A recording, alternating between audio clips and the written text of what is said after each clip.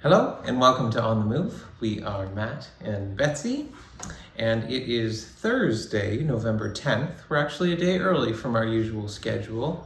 Reason being that tomorrow is November 11th, which is a holiday here on Prince Edward Island. And that's where we are taking this video for you, trying to give you a little bit of an insight as to what it's like to be on Prince Edward Island, Canada. We've been here for a little bit over a year now, and we're on a mission to explore this beautiful area and tell you a little bit about it. So we're going to leave Remembrance Day. We actually talked about that last year. If you'd like to, I'll put a little note here in the video so that you can go and check that out as well. Today, we'd actually like to go back a little bit and talk about Halloween. As we experienced it here this year. We didn't really have much to talk about last year because our girls had some friends take them out and we stayed home. So that was new for us, but this year we went with them. So we'll have a little bit more to share. Also just to note, if we're looking a little tired and frazzled tonight, we are a little tired and frazzled. So just as I was leaving work this evening, we lost power again for a couple of hours just over the dinner hour. So originally we were like, okay, guess we're not recording. And then it came back on, so guess we are recording. So it's just been one of those kind of hectic evenings. We're anticipating that's going to happen a bit this year after Fiona. There's still a lot of weekend trees out there. And so power comes and goes. And we have had quite the windy day today. I think I can officially say that autumn has blown in. The last several times we've talked to you, we've been talking to you about how beautiful and long and glorious our fall has been. But we definitely have had more of a November autumnal weather blow in today. Yeah. If you're just joining us for the first time, welcome. And what you won't have seen before is that we experienced a Hurricane Fiona, just a little over a month ago now, and then we spent a significant amount of time without power, as did most of the island. So I think there are going to be some people, I think probably for us we're not too bad, we're okay, but there's some people that every time the power goes out are gonna feel some real anxiety that goes with that. A little bit, almost, I did a little bit. It's just not actually, for me, it's not so much the power, it's hearing the wind blow. So last autumn we had we'd had windy days and I was like, okay, this is PEI, I'm used to this. We haven't this year really had much wind since Fiona. But now when you hear the wind howl, I have to admit, even I am just a little bit more extra alert, I think, than I normally would have been, just because there's just that sense of like, oh, what is gonna happen with this? So it has been blowing pretty good today. Not record setting or anything, really just PEI autumnal, but it just has felt bigger than usual, I think. So anyway, that's kind of where we're at tonight. But we'll try and put our memories back to Halloween evening, which was we're happy to say glorious. It was a beautiful evening that we had on Halloween. So we took our kids into Montague, which is the town that is closest to us to do that.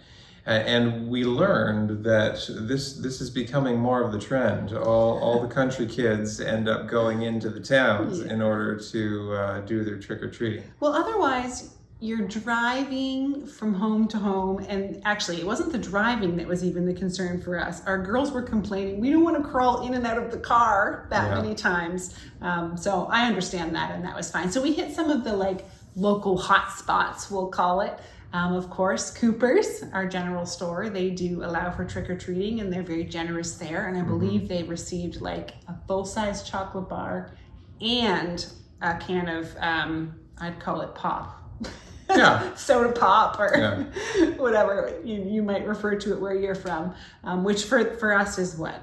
How many milliliters is in a full-size can? 355. Something of that sort. So they were pretty excited about that. And then, of course, their principal of the local school, the consolidated school, lives right along that same strip of road.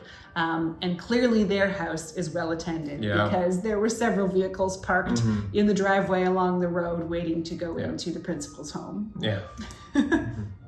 So then after that, we trucked about 15 minutes away from us to Montague. And when we got there, the streets were busy. Oh my goodness. It felt like we'd walked into an American Halloween movie. I've never seen Halloween like that. I seriously felt like I was on a thinking set. about E.T. E.T. because there's a Halloween moment in that where they've got E.T. all dressed up so they can go out and walking around, and it's still beautiful daylight because we're in daylight savings time at that point as well. Right. And there's just kids running and bustling everywhere. That's true. So they've changed that fairly recently. I can't remember how many years ago. Daylight savings time used to change earlier. In Canada. Would it be before? It was before Halloween. Before Halloween. So we've almost never done Halloween in daylight. A couple of things, factors for that. So number one, the daylight savings that was earlier, it now doesn't happen until November. So that allowed for daylight. As well as in Ontario, we both kind of grew up with the idea that you don't go trick-or-treating door to door until after dinner hour, which for some reason 6:30 was kind of around for us. But here, 5 o'clock. Yeah, it or even earlier 5. for the little ones too. I think it's acceptable to. I heard somebody talking about having your little babies out like 4:30 kind of thing. And part of that too, they also say for the major centers. I know for sure in Stratford and Charlottetown that there's a curfew. Actually, you cannot be out and about doing these things after 8 p.m. Which is nice. I like that. I really like that. It gets everyone home safe and still in time for bed, because a lot of times Halloween lands on a day where these kids have school the next day. Which it was a Monday this year, which meant that we had to go through 4 more days of school in order to now, get to a rest. Our girls are not so young anymore that's not that big a deal. They were still home plenty in time for when they would go to bed.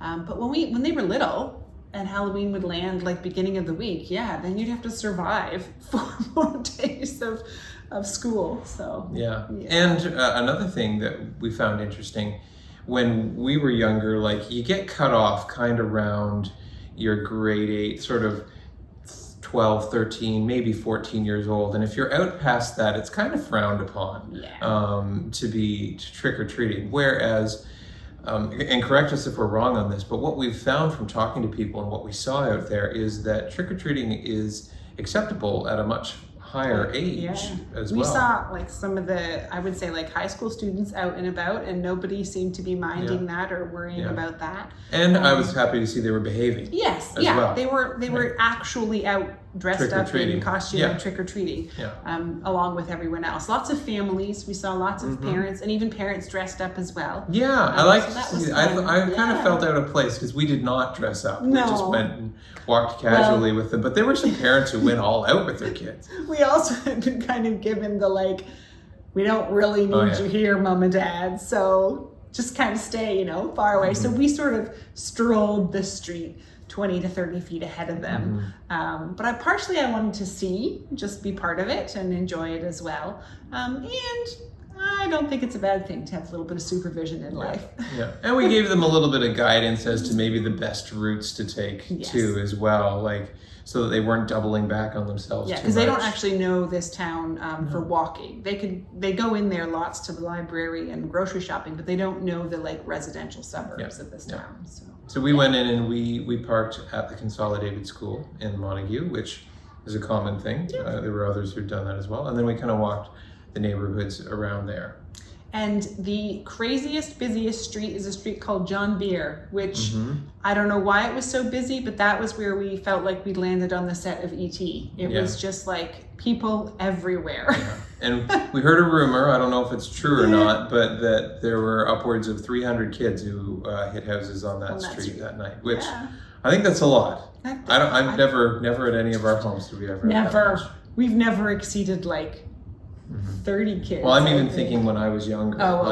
I lived on a crescent in a residential area, and we would hit 100 or more kids in a night. I swear that every Halloween night it was pouring ice pellet rain, and so I don't even remember well, the truth is I didn't really trick or treat as a child. It just wasn't part of my family's tradition until a few years later, my family started doing foster care. And so then some of the kids that came to live with us, it was a part of their tradition. So I actually got to go out a couple of years in more of a supervisory sort of role. But don't get me wrong, I threw a costume on and collected candy when I could. And like, I remember with our girls, we would take them out when they were younger, kind of about when they were able to, 4 or 5, starting there, when they could kind of amble on themselves. Yes. And most of the time, my memory says that it was rainy and cold. Absolutely. I definitely remember. So there was this there was this costume that my mother had made when I was in grade 3, I think, for some event that was like, oh, that's what it was. So our church would do like a Halloween party. So instead of going out trick-or-treating, we would go to these Halloween parties that the church would put on for all the local kids there. So anyway, she had sewn this costume, which sewing is not my mother's favorite thing to do. She knows how because once upon a time in her life, it was just part of her life and she needed to do it, but it's not her first love. So I remember she put together these 2 costumes, one for my sister and one for myself. The one for my older sister was, of course, they're made out of Borg. Anyone who knows fabric, Matthew has no idea what that is. I don't think I've ever heard that term. Fuzzy, like. Oh, I know what it is, but I've never heard it called that before because I know the costume she's talking about. I'm totally misremembering this. Anyway, so my sister's was a fuzzy gray rabbit, is what she had, and I had, it was supposed to be, we kind of called it a tiger outfit, but it was bright tiger orange with black spots, which I don't think there's actually any actual animal out there other than like, kind of always reminded us of Hobbes from Calvin and Hobbes. Anyway, so this fabric Borg never dies. I'm pretty sure the whole thing is plastic. So it went through, I don't know how many kids, I don't know how many Halloweens, but from the time I was 9 and our little 4-year-old was out in it, but it was made for me at 9 and I'm a tall person to begin with. So we had her like all the sleeves rolled up and the pants rolled up over top of her rubber boots. And it had this tail. Well, because she was so short, this tail was dragging at least 2 feet behind her. And it was pouring rain through puddles. And she was running through the puddles. By the time we got home, this tail had soaked water all the way up to her backside. I was wringing this thing out, but she didn't care. So anyway, that's the costume, I think, has finally been passed along. I'm not sure I know where it is anymore at this point. Yeah. But fortunately, this Halloween did not have any of that weather with it. We had a lovely stroll. We got to see a lovely sunset as well. The girls did trick-or-treat until the sun was down. It was about 7:30 or so. Yeah. And then they came back with a couple of their friends and they sorted their candy. Now we sort. Yeah, into different things. And then they got into some bartering as well. Oh yeah, we heard that going on. I'll trade you this for this for this. Yeah. What was the high bid item here? Oh, I don't. But they all had different things that were their favorites. They're valuable. Well, you commented at one point our youngest was quite excited about the Kool-Aid jammer. She bartered. She was willing to give away quite a bit to get this Kool-Aid jammer because Kool-Aid jammers are not something we usually buy here. So she was pretty excited about that. One thing we couldn't figure out, and maybe someone out there knows what we were hearing, but we thought at first it was maybe every half hour, like on the hour and on the half hour, there was fireworks going up. Someone would set off some fireworks. At first I thought, oh, okay, they're just having fun. There's some fireworks. Then we caught on, there seems to be a pattern to it. Is this letting people know the hour, the half hour, the quarter hour? But it was never quite on. Quite on time. So I don't know if they were just not being very timely with their announcements or whether it wasn't related to that. Or if it was totally random. Just random, and we were trying to make something up with it. But I thought that might be a good idea, although I don't know if it's actually legal to set off fireworks on Halloween. Yeah, I don't know. But if you did, you had like a firework that went up every half an hour so that all the kids in the neighborhood knew the time. If they kept counting it, then they'd know when 8 o'clock came around and they had to be done. Also, someone else correct me if I'm wrong. I'm also thinking that someone told me that private fireworks are just not allowed on PEI. That could be too. So maybe that was just completely someone having a misdemeanor. Should look into that. I don't know. We're not firework people. No. So it's not something we've participated in. Anyway, if you know if that was something actual scheduled, let us know. If it was just someone being naughty, then I'm sorry for pointing you out. So we'd be happy to hear your stories of what happens on Halloween. What are your traditions, either on or off the island, in Canada, outside of Canada? We'd love to hear what your experiences of this are. We enjoyed ours here. We look forward to participating again, maybe a little different in the future, maybe because we all went out, we weren't home for it, but Right. might like to be home to invite some kids as well to trick or treat here if they're gonna keep coming out into the country. Thanks so much for watching, and check in again with us in a couple weeks. Bye.